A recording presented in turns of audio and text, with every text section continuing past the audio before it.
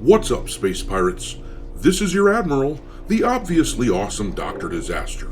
And if I was Ubisoft right now, struggling to stay afloat, preparing to release a brand new, controversial game that was likely going to determine the fate of the company, teetering on the edge of bankruptcy, the last thing that I would want is a public trial showcasing a culture of toxicity at the company. It's over.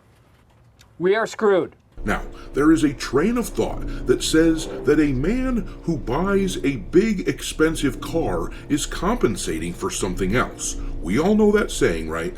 But what then is a company like Ubisoft compensating for when they spend all their energy pushing progressive, shit-lib political stances into their games? It is the age-old male feminist situation. The people who scream the loudest about how you shouldn't be toxic to other people are often the ones that you should watch out for, because a group of high-ranking former executives at Ubisoft will soon be standing trial for allegations of serious abuse.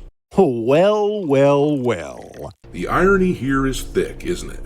This is a company who acts holier than thou, pushing images like this out into the internet. This is apparently a large chunk of the team that worked on Assassin's Creed Shadows, and as you can see, there isn't a single male in sight. This is a company who will suggest that people who disagree with their views are bigots and toxic people for the crime of not going along with the sort of shit-lib nonsense that Ubisoft peddles. The game journalists have called gamers bad people.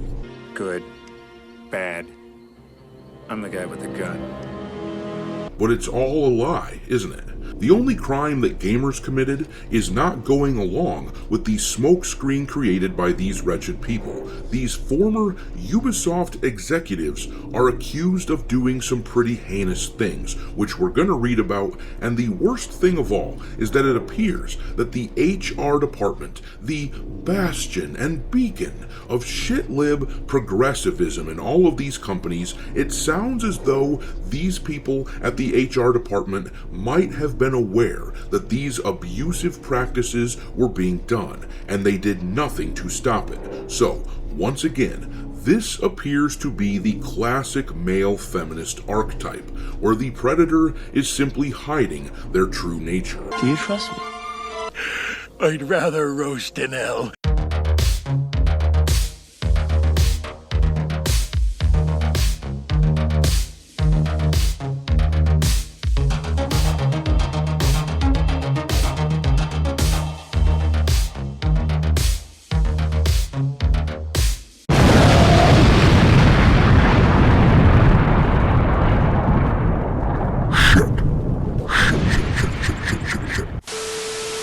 Alright, me hearties, make sure that you hit the like button on this video, subscribe to the channel if you haven't yet, and don't forget to follow me over on X, where my handle is Dr. Disaster 1.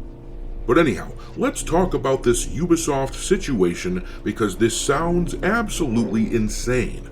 Apparently, the trial for these alleged crimes starts today over in France, where, of course, Ubisoft is based. It sounds as though there are a total of 5 executives who worked for the company who were arrested. But let's read about it in this article here from Smash JT, which I will link in the description. And also, a quick shout out to YouTuber Hypnotic, whom Smash mentions brought this story to his attention. Anyhow, the article mentions the names of 3 of the executives who are standing trial: Serge Hascote, Thomas Francois, and Guillaume Petrou. And then the article says here, the case, which first erupted back in 2020 following a wave of anonymous testimonies on Twitter, has now been brought to light through investigative reports. The initial fallout was almost immediate, with Hascote, Ubisoft's former former creative director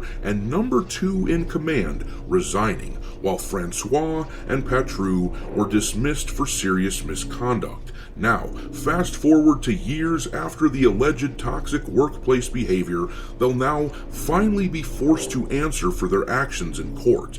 The allegations against Francois, who served as Ubisoft's vice president of editorial, are particularly disturbing. Testimonies from the plaintiffs paint quite the horrifying picture of the workplace environment he fostered. His behavior had reportedly included publicly playing adult films at full volume, forcing surprise kisses on employees, and degrading colleagues with insults such as bitch, ugly, and slut.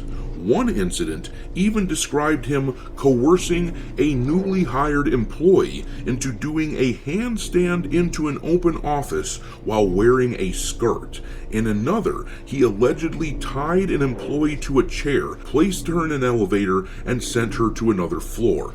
Actions that sound more like fraternity hazing than professional conduct. It's like I said before, the male feminist trope is a trope for a reason. They often work and fraternize with people and organizations like this because it provides adequate cover for their horrible behavior. The article then talks about how this same guy is accused of trying to kiss a gal at a company party while others held her down. This is the sort of thing these people are being accused of. Suffice to say, these don't sound like particularly civilized people, which likely explains all the virtue signaling from Ubisoft. But what makes it worse is that, for all the bluster that people within the industry go on about with regards to toxic culture among gamers, the culture within the industry sounds extremely messed up.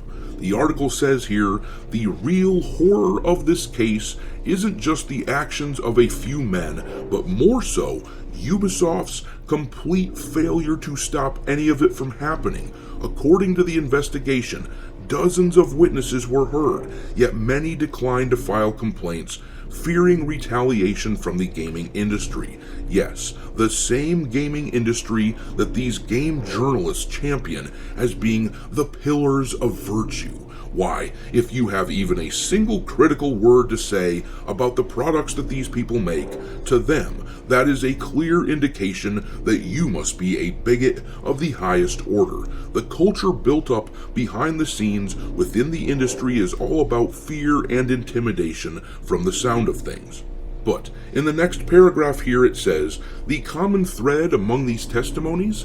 Ubisoft's Human Resources Department knew about all of it and did nothing. As the report states, HR demonstrated inertia despite being repeatedly alerted to misconduct.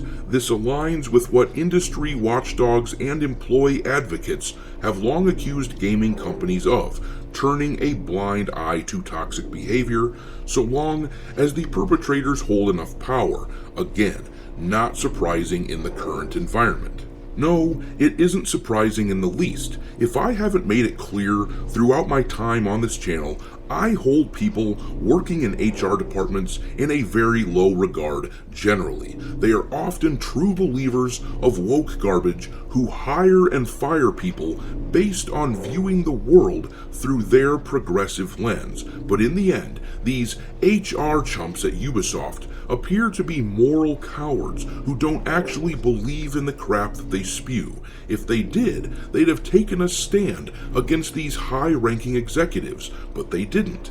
This had to be initially brought to light by someone outside the company, and like I said at the top of this video, the timing of this trial is pretty terrible for Ubisoft, whose Assassin's Creed Shadows game comes out in a little over a week. They can't afford negative attention right now. But I'm going to leave it there. Drop your contempt for this sort of video game industry culture into the comment section below, and we will talk there. Thanks for watching, me hearties. If you haven't already, your Admiral is inviting you to subscribe to the channel and become a part of the crew. Life as a space pirate may not be glamorous, but there's always plenty of booty.